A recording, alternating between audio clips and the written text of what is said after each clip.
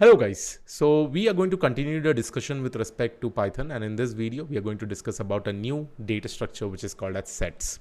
Now first of all we'll see the definition of sets, and we'll see a lot of example along with methods and what is the importance of sets altogether. But one of the most common data structures, we specifically use sets after probably list and dictionaries and tuples, right? So that is the reason why I'm covering this data structure. So we'll be seeing a lot of examples in short. So first of all, let's go ahead with the definition. So here you can actually see sets are built in data types in Python used to store collection of unique items. They are unordered, meaning that the elements do not follow a specific order and they do not allow duplicate elements. So they are some of the very important points. So please make sure that before you start any of the lessons, see the definition. Sets are useful for membership test, eliminating duplicate entries, performing mathematical set operations like union, intersection, differences, and semantic differences. Now all these things what we have actually learned we'll see with the help of practical example. So first of all, I'll go ahead and make a lot of cells over here. Okay, so let's start.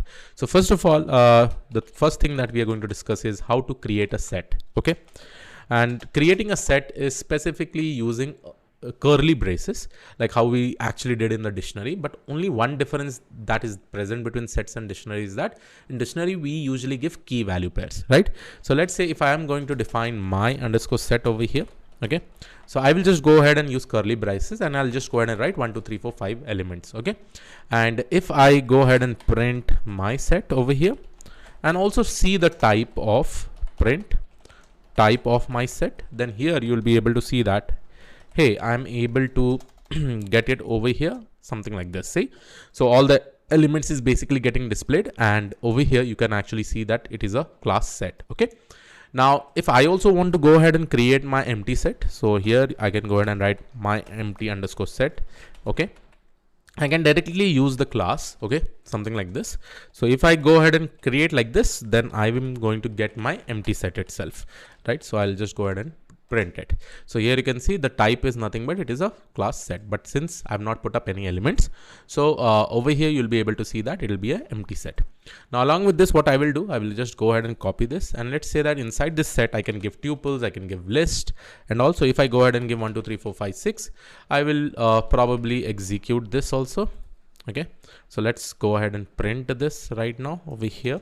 Okay, and let's see the sets, right? So this is one of the most easy way, probably take a list or a tuple and just typecast with the help of set class, right? And here you'll be able to see that I will be able to get the set. Now one of the functionality that I've actually told you over here, right? Sets are nothing but it is built-in data type used to store collection of unique items. Okay, so what does this basically mean? So if I go ahead and copy this and execute it, so let's say this is my set itself. I'll not say my empty set because now we have elements. Okay, and here also I will just go ahead and remove this. So let's say that this is my set, right? Now let me just go ahead and write some duplicate elements. Let's say over here I'll go ahead and write 6, 5, 4, 5, 6, right? Now even though I have duplicate elements, what it is going to do is that it is just going to ignore the duplicate elements and take only one element of the similar type, right? So here you can see 6 and 5 are duplicate elements. So what it will do, it will just display one time 5 and 6. So if I go ahead and execute it, here you can see that I'm getting 1 2 3 4 5 6. Right?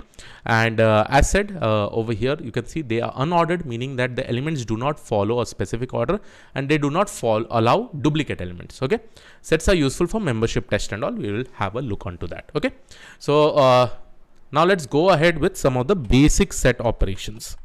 Okay, basic set operations. Okay, now with respect to basic set operation, the first thing that I am going to show you is adding and removing elements. Okay, adding and removing elements. Now in order to add and remove the elements, I can probably, let's say this is my underscore set over here. Let's say I want to add more elements over here, right? And then I'll try to print it. So for that, what I have to do is that go ahead and use my add method. And let's say here I want to add a specific element over here. Let's say 7, I want to go ahead and add it, and I will just go ahead and print my underscore set. Okay, so if I go ahead and execute it, here you'll be able to see 1 2 3 4 5 6. Okay, similarly if I go ahead and add the same element, okay, then you know what it will happen. Then it is just going to ignore the repeated elements because I have already added that in the set. So here also you'll be able to see that I'm going to get 1, 2, 3, 4, 5, 6. Okay. Now coming to the removing the elements. So in order to remove the elements from a set, okay, from a set, so what I'm actually going to do, I'll just go ahead and write my underscore set dot remove. Okay, my underscore set dot remove, and here I'm going to specifically use one element, let's say 3, and I'll just go ahead and print my underscore set, and now here you can see that the third element is already not present. Okay, let's say what happens if I try to remove an element which is not present at all. Okay, so for that, let's say I'll go ahead and write my underscore set dot remove. Okay, remove of element 10. Okay, so if I go ahead and execute it, it shows that hey, there is a key error because I don't have that specific element. Okay, now there may be scenario that I need to have a scenario that if an element is not present in the set, it should not give us an error. Okay, it should just continue. If there is an element, it should remove, otherwise it should not give us an error. So for that, what I will do, I will just go ahead and run my underscore set dot discard, and let's say inside this I'm going to remove an element called as 10 or 11, whatever. And if I go ahead and execute it, here you'll be able to see that I'm not getting any error, right? Even though I go ahead and print it, right? So print my underscore set over here, and here you can see 1, 2, 3, 5, 6, 7. So that basically means if I'm using this discard method, right, it will just go ahead and see, remove an element from a set if it is a member, right? If that particular element is there, it will remove, otherwise it will just make sure that it will not give us an error. Okay, now removing a random element, right, using pop. So here we also have something called as pop method. Let's see what is exactly this pop method, right? So for pop method, I will just go ahead and write, this is my removed element. Okay, and then I will just go ahead and write my underscore set dot remove, dot pop, my underscore set dot pop. Okay, and what I'm actually going to do, I'm just going ahead and display my print removed element. First of all, print removed element, and then I'm also going to print my underscore set. Okay, so here if I probably go ahead and display it, right? So over here you can see with respect to set, it is just like first in first out, right? So whatever element is first inserted, that element only will get removed. So that is the reason why I'm getting is something like 2, 4, 5, 6, 7. Okay, so here you can see that whenever I have an element, I should be able to remove it just by using pop, and I will also be able to get the element itself. Okay, and finally, if you really want to clear all the elements, okay, all the elements, you can just go ahead and write my underscore set dot clear. Perfect. And here you can go ahead and just print the set. Okay, so this will basically be my print my underscore set. Perfect. So if you see this, and if I execute it, here you can see that I'm actually getting a empty set altogether. Okay, now let's go ahead and see some more examples. So first of all, I'm going to show you set membership test. Okay, membership test. Okay, now with respect to membership test, it's just like whether an element is present in the test or not, whether an element is a member of a set or not. That is what we will basically check. So I'm going to write for my underscore set is nothing but 1, 2, 3, 4, 5, and here I will just go ahead and write print, let's say, and if here we'll use an in operation, right? Let's say I'll take an element 3 in my underscore set, right? So here if I go ahead and print it, or if I go ahead and print 10 in my underscore set, right? So if the element is basically present in set, it is just going to give us true, otherwise it is going to give us false. So that is the reason here you can see when I'm checking whether 10 is present in my set or not, I'm actually getting false. But when I'm checking 3 is in my set or not, so here I'm actually getting true, right?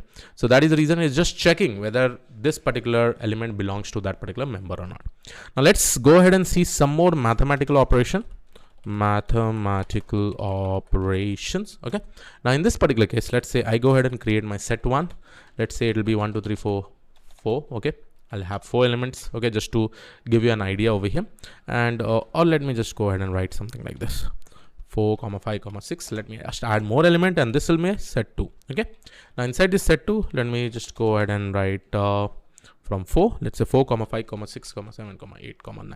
Okay, so these are my basically all the elements. So first operation that we are basically going to discuss is nothing but union. Union basically means when I have two sets, I'll just combine all the elements, right? So in order to get the entire union set, so here in set also, you will be able to see that I will be having a lot of inbuilt methods. Okay, so there is something like difference update, and is lower is this is there, and let's say symmetric difference is there, symmetric difference update is there, union is there. So I'm just going to write here set1 dot union, and here I'm going to specifically use set2. Right now, if I go ahead and print my union underscore set, you will be able to see that I will be able to get the output. So I'm getting an error because of syntax. So here you can see all the elements has been combined. Union basically means you're combining everything. Okay, so 1 2 3 4 5 6 7 8 9. Okay, so this is one of the operation, most common operation that we do in sets. The next operation that we are basically going to do is something called as intersection. Now intersection is nothing but it will basically give us a common set, common elements from both the sets, right? So here I'm going to probably create the intersection underscore set. Let's say I'll just go ahead and write so here you can see set1 dot intersection of whatever y will not be there. Here I will just go ahead and write set2. Okay, set2. Okay, set2. Okay, now if I go ahead and print my intersection set, so here let's go ahead and see this intersection set. Here we'll be able to see only the common elements it will be able to give. So 4 5 6 are common, available in both the sets, so that is the reason it is basically getting displayed. Let's see one more operation. I don't know whether it is present or not. It is called as union. Okay, so only union is present over there, no worries. Okay, let's do one more thing. Let me just go ahead and write something like this, set1. Okay, set1 dot intersection update. Okay, so we will try to see this. Okay, what is this function called as intersection update? Okay, and here I'm basically going to give set2. Okay, so here the kind of operations that we are actually doing, and if I go ahead and print my set1, okay, if I'm going ahead and printing my set1, please focus on this. Okay, let's see this. What will be the third print, right? First print, you know, it will be the union. Second print will be the intersection, and third print whenever we use intersection underscore update of set2. Now if I just go ahead and print it, here you will be able to see now when we did this intersection underscore update, so whatever are the common elements from set1 and set2, that we got it, and that all elements got updated in set1. That is most important that you really need to understand over here. Intersection underscore update basically means whatever operation, specifically intersection we are doing over here, it will just find out the common elements and it will update in the set1. So that is the reason I'm actually able to get 4 5 6 when I'm printing set1. Okay, so please make sure that you keep this in mind, and whenever we do intersection or difference, there will also be a difference underscore update, intersection underscore update altogether, right? So this is why I have actually showed you one example. Okay, so please make sure that any operation underscore update basically means we'll perform that operation and will update in one of the set itself, right? So I will go ahead and create my another set1 and set2. Now this time let me go ahead and create difference, right? Difference operation, let's discuss. So if I go ahead and write set1 dot difference of, again I don't know why this is giving us x and y, I think by default it is taking us, and then we go ahead and write set1 dot difference of set2. Now if I go ahead and print it, print the element of this. Okay, so here you will be able to see set1 minus difference of set2, set1 dot difference of set2. That basically means from set1 we will remove the common elements that are present in set2. So here you can see 4 5 6 has been removed, and here I'm actually able to get the output as 1 2 3. Okay, there is also one method, as I said, difference underscore update. Difference underscore update basically means it will perform that operation difference and it will update in the set1. So in set1 I will be able to see right now it is if I probably see right now, it is set1 is nothing but it is having all these elements 1 2 3 4 5 6. But when I do difference underscore update, there is a method over here. It is going to make sure that it updates this difference operation, whatever output is coming in set1. Okay, this is the basic difference. Now let's do one more thing, and again see, if I want to remove all the common elements from set2, I can also go ahead and write something like this, set2 dot difference, set2 dot difference over here, And here I will just go ahead and write my set1. So whatever is my element that is available in whatever is my unique elements or remaining elements in set2, and set1 elements has been removed because 4, 5, 6 is the common element over here, right? And that is the reason I'm actually getting it over here, right? So I hope you are able to understand till here and all. One more operation that we are going to discuss is nothing but symmetric difference. Okay, and let's see whether you will be able to understand what exactly this is.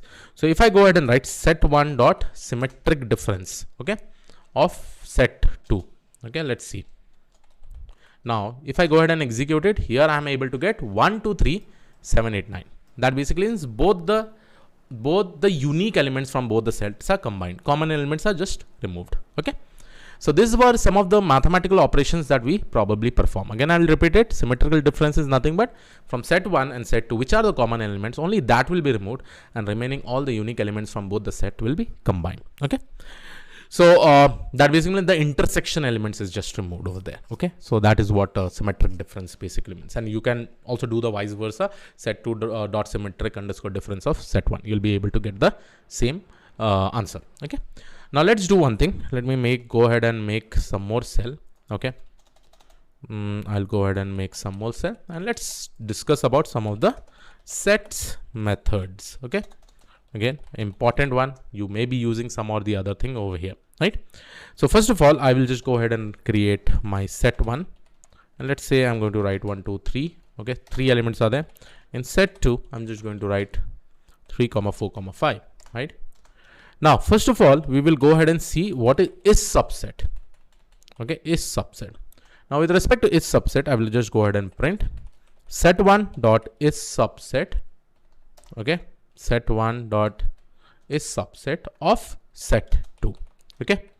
Now, once I do this, you will be able to see we are just checking whether set1 is a subset of set2 or not. Is subset basically means all the elements that is present in set1, is it also available in set2? Is this the parent I can just say, is it the parent set which has all the elements of set1? So right now here you can see that I don't have it, right? Because set1 is not available. One of the element is also not available in set2, right? So if I just go ahead and execute it, here you can see it is false. Okay. The next one is just to check whether set1 is the superset of set2. Okay. So if I go ahead and write set1 is superset of set2. Is it a superset of set2? I'll just go ahead and print it, and here you will be able to see that I will be able to get the answer. So here right now it is false. Again, set1 is not a superset of set2. It checks if set1 is a superset. Superset basically whether it has all the elements of set2 or not. Okay, so this is also false because it does not. Let's say if I go ahead and write like this 3, 4, 5. Now if I execute it, here you can see set1 is not subset of set2 because here there are more elements. But if I go ahead and write set1 is superset of set2 because this 3, 4, 5 is also available over here, you can actually see, right? If I just remove 5 also, then also you'll be able to see both are false, right? It should at least have all the elements from either one of the set. Okay. So this is what is an example with respect to some of the methods that we use. Is set, is superset, and again guys, there are a lot of methods that are available in sets which you should definitely keep on practicing and keep on seeing. Okay. Now let's do one kind of task. Okay. So here let's say I have some numbers. Okay. I have a list. Okay, list, and with respect to this list, I will just go ahead and run 1, 2, 2, let's say 3, 4, 4, 5. Okay, so these are my elements. Okay, now if I just want to quickly remove the duplicates from this list, okay, from this list, what I can do, I just have to convert this into a set. So if I go ahead and write set of listy, here you'll be able to see, hey, I am going to get all my unique elements 1, 2, 3, 4, 5, right? So simple it is. If question is basically asked whether you really need to find out a list of elements, you can basically do that. Okay. Now let's do one practical example here. What I'm actually going to do is that I'll just go ahead and write counting unique words in text. Let's say if I have a sentence, text. In this tutorial, we are discussing about sets. Okay. So here it is. So I will just go ahead and I need to basically count unique words in text, how many unique words are basically there, and then we can basically do that. Very much simple. So here, first of all, what I will do, I will just go ahead and create a variable words. I will take this text and I will do the entire split. Okay, I will get all the elements over here with respect to the split, and then you will be able to see convert list of words to set. Okay, to get unique words. Okay, unique underscore words. Okay, unique underscore words, how do we get it? We just need to use set of all these words. Okay, whatever words we are specifically giving. Okay, so once I get the unique words, I will just go ahead and print it, print unique words, and then after that I'm also going to print the length of the unique words. Length function is there, and let's go ahead and write length of unique words. Okay, if I go ahead and execute, so tutorial we discussing this in about sets are, right? So 8 unique words are specifically there, and here you can actually see that how I actually printed it, right? Simple. So I hope you liked this particular video with respect to sets. We have almost discussed each and everything, like common key methods, errors, what kind of errors you feel, and what are the common functionalities, methods with respect to the sets. So I hope you were able to understand this particular session. I will see you all in the next video. Thank you. Take care.